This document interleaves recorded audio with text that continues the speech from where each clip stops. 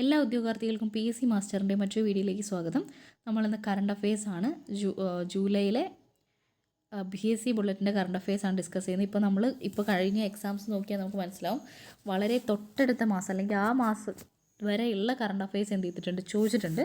അപ്പോൾ PSC bulletin വളരെ important ആയിട്ടുള്ളതാണ്. അപ്പോൾ എല്ലാവരും അത് നോക്കി പോവാം. ഫസ്റ്റ് ക്വസ്റ്റ്യൻ, T20 ക്രിക്കറ്റ് ലോകകപ്പ് ഈ വർഷത്തെ 2024 T20 ക്രിക്കറ്റ് ലോകകപ്പ് ലഭിച്ച ആർക്കാണ്? ഇന്ത്യക്കാണ്. ഫൈനലിൽ ദക്ഷിണാഫ്രിക്കയെയാണ് ഇന്ത്യ പരാജയപ്പെടുത്തിയത്. 7 റൺസിന് തോപ്പിച്ചാണ് ഇന്ത്യ ചാമ്പ്യന്മാരായത്. എത്ര റൺസാണ്? 7 റൺസ്. ഇന്ത്യയുടെ രണ്ടാം T20 കിരീടമാണ്. 2007 ആദ്യത്തെ T20 വേൾഡ് കപ്പ് ലഭിക്കുന്നത് ഇന്ത്യക്കാണ്. ഇതിപ്പം 14 വർഷങ്ങൾക്ക് ശേഷമാണ് ഇന്ത്യ എന്ത് ചെയ്യുന്നത്, T20 വേൾഡ് കപ്പ് വിന്നറാവുന്നത്. ഓക്കെ, അപ്പോൾ രണ്ടാമത്തെ T20 വേൾഡ് കപ്പാണ്. ആദ്യത്തെ T20 വേൾഡ് കപ്പ് ലഭിച്ചത് ആർക്കാന്ന് ചോദിച്ചാൽ ഇന്ത്യക്കാണ്. എത്ര വർഷത്തിന് ശേഷമാണ് കിട്ടുന്നത് വെച്ചാൽ 14 വർഷത്തിന് ശേഷമാണ്. ഓക്കെ, അപ്പോൾ എത്ര റൺസിന്? 7 റൺസിന് പരാജയപ്പെടുത്തിയിട്ട് ആരെ? ദക്ഷിണാഫ്രിക്കയെ പരാജയപ്പെടുത്തിയിട്ടാണ് ഇന്ത്യ ചാമ്പ്യന്മാരായത്. ഗൗതം ഗംഭീർ ഇന്ത്യൻ ക്രിക്കറ്റ് ടീമിൻ്റെ പുതിയ പരിശീലകനാവും. അതായത് രാഹുൽ ദ്രാവിഡ് ആയിരുന്നു നമ്മുടെ വേൾഡ് കപ്പിൻ്റെ സമയം വരെ എന്ത് ചെയ്യുന്നു, ഇന്ത്യൻ ക്രിക്കറ്റ് ടീമിൻ്റെ പരിശീലകൻ. രാഹുൽ ദ്രാവിഡ് എന്ത് ചെയ്തു? വിരമിച്ചതിനെ തുടർന്ന് ഗൗതം ഗംഭീറാണ് ഇന്ത്യൻ ക്രിക്കറ്റ് ടീമിൻ്റെ പുതിയ പരിശീലകൻ.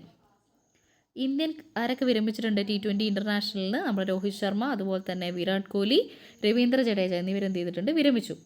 ഇന്ത്യൻ താരങ്ങളായ വിരാട് കോഹ്ലി, രോഹിത് ശർമ്മ, രവീന്ദ്ര ജഡേജ എന്നിവർ അന്താരാഷ്ട്ര T20 ക്രിക്കറ്റിൽ നിന്ന് വിരമിച്ചു.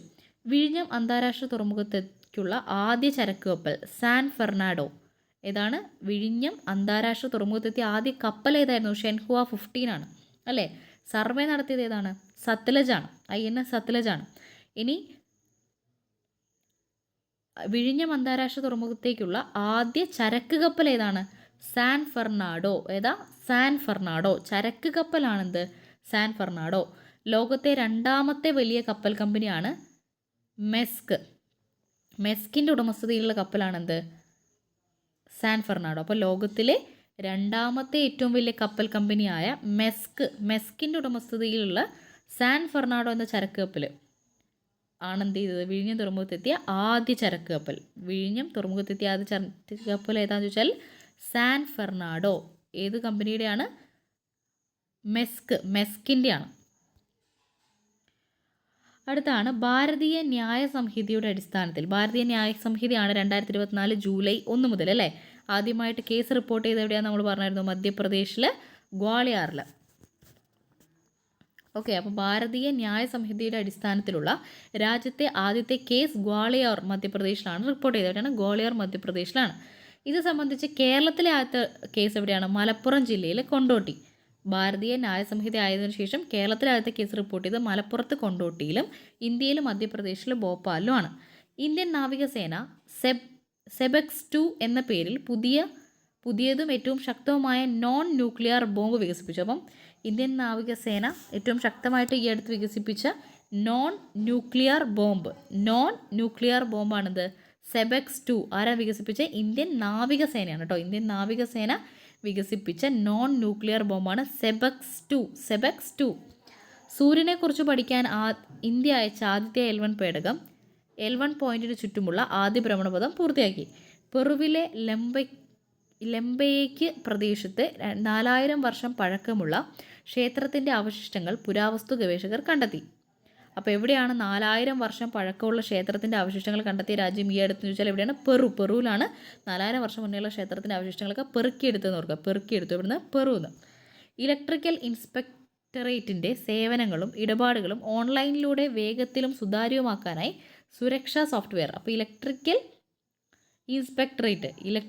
ഇൻസ്പെക്ടറേറ്റിൻ്റെ സേവനവും ഇടപാടും ഓൺലൈനായിട്ട് സുതാര്യമാക്കാൻ വേണ്ടിയിട്ട് വന്ന ആപ്പാണിത്? സുരക്ഷ സോഫ്റ്റ്വെയർ ആണ് സുരക്ഷ. ഇലക്ട്രിക്കൽ ഇൻസ്പെക്ടറേറ്റിൻ്റെ സേവനവും ഇടപാടുകളും ഓൺലൈനിലൂടെ വേഗത്തിലും സുതാര്യവുമാക്കാൻ വേണ്ടി വന്നിട്ടുള്ള സോഫ്റ്റ്വെയർ ആണ് സുരക്ഷ. ഭിന്നശേഷിക്കാരുടെ വിവരശേഖരണത്തിന് തന്മുദ്ര എന്ന പേരിൽ പ്രചാരണവുമായി സാമൂഹ്യനീതി വകുപ്പ്. അപ്പോൾ തന്മുദ്ര എന്ന ഒരു പ്രചാരണം ആരുടെയാണ്? സാമൂഹ്യനീതി വകുപ്പിൻ്റെയാണ് തന്മുദ്ര. ആർക്ക് വേണ്ടിയിട്ടുള്ളത്? ഭിന്നശേഷിക്കാരുടെ വിവരശേഖരണത്തിന് വേണ്ടി. തന്മുദ്ര ആരുടെയാണ്? ഭിന്നശേഷിക്കാരുടെ വിവരശേഖരണത്തിന് വേണ്ടിയിട്ട് സാമൂഹ്യനീതി വകുപ്പ് ആരംഭിച്ചതാണ് തന്മുദ്ര എന്ന പ്രചാരണം. അപ്പോൾ സുരക്ഷ ആരുടെയാണ്? ഇലക്ട്രിക്കൽ ഇൻസ്പെക്ടറേറ്റിൻ്റെ ഓൺലൈൻ സേവനം സുതാര്യമാക്കാൻ വേണ്ടിയിട്ടാണ് സുരക്ഷ. തന്മുദ്ര എന്ന് പറഞ്ഞാൽ ഭിന്നശേഷിക്കാരുടെ വിവരശേഖരണത്തിന് വേണ്ടിയിട്ട് സാമൂഹ്യനീതി വകുപ്പ് ആരംഭിച്ചതാണ് തന്മുദ്ര. ട്രെയിൻ യാത്രക്കാരുടെ പരാതികൾ കൈകാര്യം ചെയ്യാനും തുടർ നടപടികൾക്കുമായി റെയിൽവേ വാർ റൂം ഒരുക്കുന്നുണ്ട്. ഓക്കെ. പ്രധാനമന്ത്രി നരേന്ദ്രമോദിക്ക് റഷ്യയുടെ പരമോന്നത സിവിലിയൻ ബഹുമതിയായ Order of Saint Andrew Apostle president Vladimir Putin സമ്മാനിക്കും. അപ്പം Order of Saint Andrew the Apostle, Order of Saint Andrew Apostle ഏത് രാജ്യത്തിൻ്റെ പരമോന്നത ബഹുമതിയാണ്? റഷ്യൻ്റെയാണ്. Order of Saint Andrew Apostle ഏത് രാജ്യത്തിൻ്റെ പരമോന്നത ബഹുമതിയാണ്? റഷ്യൻ്റെയാണ്. ആർക്ക് ലഭിച്ചത്? നരേന്ദ്രമോദിക്ക് ലഭിച്ചു. Order of Saint Andrew the Apostle ലഭിച്ചത് ആർക്കാണ്? നരേന്ദ്രമോദിക്കാണ്. ഇവിടുത്തെ പരമോന്നത ബഹുമതിയാണ് റഷ്യൻ്റെ. ആരെ കൊടുത്തത്? വ്ളാദിമിർ പുടിനാണ്. ജസ്റ്റിസ് നിതിൻ ജംദാറിനെ കേരള ഹൈക്കോടതി ചീഫ് ജസ്റ്റിസ് ആക്കാൻ കൊളീജിയം ശുപാർശ ചെയ്തു. അപ്പം ഇനി നമ്മുടെ കേരള ഹൈക്കോടതി ചീഫ് ജസ്റ്റിസ് ആകാൻ പോകുന്ന ആരാണ്? നിതിൻ ജംദാർ. ആരാ? നിതിൻ ജംദാർ. ജസ്റ്റിസ് അലക്സാണ്ടർ തോമസിനെ സംസ്ഥാന മനുഷ്യാവകാശ കമ്മീഷൻ അധ്യക്ഷനാകാൻ തീരുമാനിച്ചു. അപ്പം സംസ്ഥാന മനുഷ്യാവകാശ കമ്മീഷൻ അധ്യക്ഷനാരാ? അലക്സാണ്ടർ തോമസ്. അലക്സാണ്ടർ തോമസ് ആണ് മനുഷ്യാവകാശം. സംസ്ഥാനത്തിൻ്റെ മനുഷ്യാവകാശം ആരാ?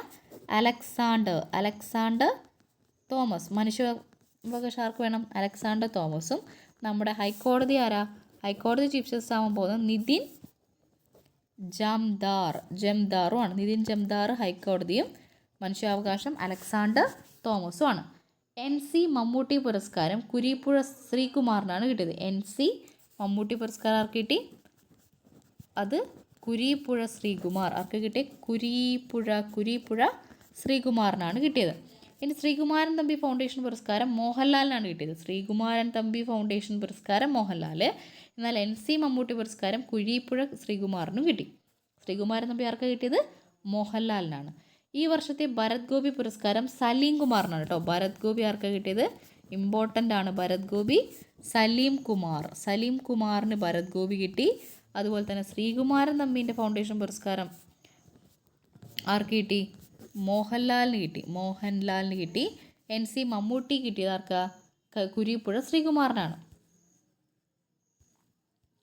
കെയ്മർ സ്റ്റാമർ ആണ് ആരുടെ? ബ്രിട്ടീഷ് പ്രധാനമന്ത്രി. നമ്മുടെ ഇന്ത്യൻ വംശജനായിട്ടുള്ള വ്യക്തി പോയി. ഇപ്പോൾ ആര് വന്നു? Keir Starmer. Okay, Keir Starmer ആണെന്ത്? ബ്രിട്ടീഷ്. കെയ്മർ സ്റ്റാമർ ആണെന്ത്? പുതിയ ബ്രിട്ടീഷ് പ്രധാനമന്ത്രി ആരാണ്? Keir Starmer. Sojan Joseph British പാർലമെൻറ്റിൽ തിരഞ്ഞെടുക്കപ്പെടുന്ന ആദ്യ മലയാളി. ഇമ്പോർട്ടൻ്റ് ആണ്. ബ്രിട്ടീഷ് പാർലമെൻറ്റിലേക്ക് തിരഞ്ഞെടുക്കപ്പെടുന്ന ആദ്യ മലയാളിയാണ് ആര്? സോജൻ ജോസഫ് മലയാളിയാണ് കേട്ടോ സോജൻ ജോസഫ്. അപ്പോൾ ആരാണ് പ്രധാനമന്ത്രി? കെയ്മർ സ്റ്റാമർ പ്രധാനമന്ത്രി. അതിലേക്ക് പാർലമെൻറ്റിലേക്ക് തിരഞ്ഞെടുക്കപ്പെട്ട ആദ്യ മലയാളി, ബ്രിട്ടീഷ് പാർലമെൻറ്റിലേക്ക് തിരഞ്ഞെടുക്കപ്പെട്ട ആദ്യ മലയാളിയാണ് ആര്? Sojan Joseph. Rachel Reeves British ധനവകുപ്പിൻ്റെ 800 വർഷത്തെ ചരിത്രത്തിൽ ആദ്യമായി വനിതാ ധനമന്ത്രിയായി. അതായത് ബ്രിട്ടീഷ് 800 വർഷത്തെ ചരിത്രത്തിൽ ആദ്യമായിട്ട് ധനമന്ത്രി ആവുന്ന വനിതയാണ് ആര്? Rachel Reeves. അപ്പോൾ ആരൊക്കെയാ? കെയ്മർ സ്റ്റാമർ പ്രധാനമന്ത്രി, സോജൻ ജോസഫ് ആദ്യമായിട്ട് പാർലമെൻറ്റിൽ അംഗമാവുന്ന മലയാളിയാണ്. അതുപോലെ റേച്ചൽ റീവ്സിന് ആരാണ്? ധനമന്ത്രിയാവുന്ന വനിത. ബ്രിട്ടനിലെ ധനമന്ത്രിയാവുന്ന വനിതയാണ് റേച്ചൽ റീവ്സിൻ. അൽബേനിയയിലെ പ്രമുഖ നോവലിസ്റ്റും നാടകകൃത്തുമായ ഇസ്മയിൽ കദാരെ എവിടെയാണ്? അൽബേനിയയിലെ നോവലിസ്റ്റാണ് ഇസ്മയിൽ കദാരെ അന്തരിച്ചു. ഓസ്കാർ ജേതാവായ തിരക്കഥാകൃത്ത് റോബർട്ട് ഡൗൺ അന്തരിച്ചു. ദക്ഷിണ കൊറിയയിൽ ആദ്യമായി ഒരു റോബോട്ടിക് ജോലിഭാരത്താൽ കുഴഞ്ഞു വീണ് മരിച്ചു. അപ്പോൾ ഈ ആദ്യമായിട്ട് റോബോട്ട് ജോലിഭാരത്താൽ കുഴഞ്ഞു വീണ് മരിച്ചത് എവിടെയാണ്? ദക്ഷിണ കൊറിയയിലാണ് കേട്ടോ. ദക്ഷിണ കൊറിയയിലാണ് ആദ്യമായിട്ട് റോബോട്ട് ജോലിഭാരത്താൽ കുഴഞ്ഞു വീണ് മരിച്ചത്. അപ്പോൾ എന്താണ്? റോബോട്ട് ജോലിഭാരത്താൽ കുഴഞ്ഞു വീണ് മരിച്ചത് എവിടെയാണ്? ദക്ഷിണ കൊറിയയിലാണ്. മലയാളത്തിൽ കവിതകൾ എഴുതിയ അസമീസ് കവി ബിപുൽ റെയ്ഗൺ അന്തരിച്ചു. മലയാളത്തിൽ കവിതകൾ എഴുതിയ അസമീസ് കവി ബിപുൽ റെയ്ഗൺ. ആരാ? ബിപുൽ റെയ്ഗൺ അന്തരിച്ചു. ബിപുൽ റെയ്ഗൺ എന്താണ്? അസമീസ് കവിയാണ്. മലയാളത്തിൽ കവിത എഴുതിയിട്ടുണ്ട്, അന്തരിച്ചു. ഓസ്കാർ ജേതാവും ടൈറ്റാനിക്, അവതാർ തുടങ്ങിയ സിനിമകളുടെ നിർമ്മാതാവുമായ ജോൺ ലാൻഡോ അന്തരിച്ചു. അപ്പം ടൈറ്റാനിക്കിൻ്റെയും അവതാറിൻ്റെയൊക്കെ പ്രൊഡ്യൂസറാണ് ആര്? Jon Landau. അവതാറിൻ്റെ പ്രൊഡ്യൂസർ ജോൺ ലാൻഡോ, ടൈറ്റാനിക്കിൻ്റെ പ്രൊഡ്യൂസറാണ് ജോൺ ലാൻഡോ. ഓസ്കാർ ജേതാവാണ് ജോൺ ലാൻഡോ, അന്തരിച്ചു. അപ്പോൾ ഓസ്കാർ ജേതാവായ നിർമ്മാതാവായ ജോൺ ലാൻഡോ അന്തരിച്ചു. ഏതിൻ്റെയൊക്കെ നിർമ്മാതാവാണ്? ടൈറ്റാനിക്കിൻ്റെ അവതാറിൻ്റെയൊക്കെ നിർമ്മാതാവാണ്.